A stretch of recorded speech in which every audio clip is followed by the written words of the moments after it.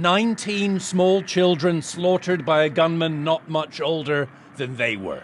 He was the legal owner of 2 AR-15 style rifles. They are assault rifles.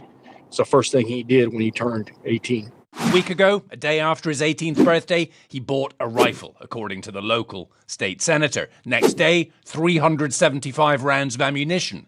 2 days after that, a second rifle. 4 days later, shot 19 kids and 2 adults dead. This killer couldn't legally buy a beer, too immature, but could legally buy weapons of war. Maybe we could at least agree that we should raise the age for purchasing these weapons. Unlikely. Just last year, lawmakers lowered to 18 the age some Texans can get a handgun license. For rifles, Texas law mirrors federal. 18 and up, you can buy one of these after just a basic background check. But from an unlicensed dealer or at a gun show, no check required.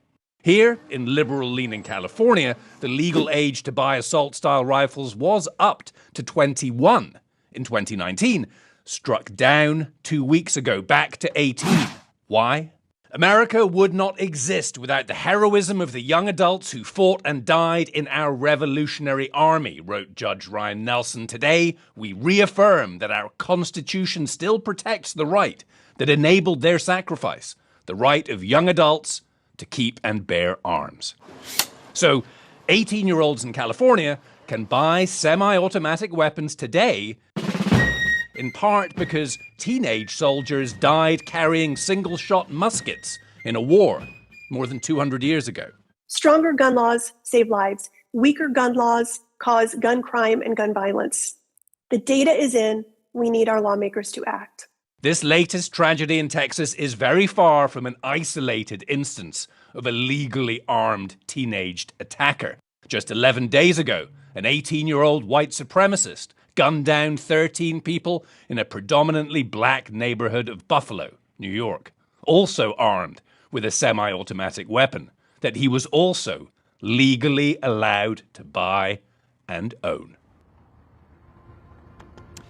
And, of course, Jake, what just happened in Uvalde brings back memories for all of us of what happened in Sandy Hook, Connecticut, nearly 10 years ago now. 20 kids and 6 adults killed there, also by a teenaged gunman, also armed with an AR-15 that was bought legally. Now, in the aftermath of Sandy Hook, Connecticut changed some laws, mainly around magazines for these type of rifles. Will Texas make any changes now? Unlikely. Last summer, when Governor Abbott was making it basically easier for Texans to carry, he said this: Texas will always be the leader in defending the Second Amendment. And at that press conference earlier today, seemed in no mood for any change. Jake?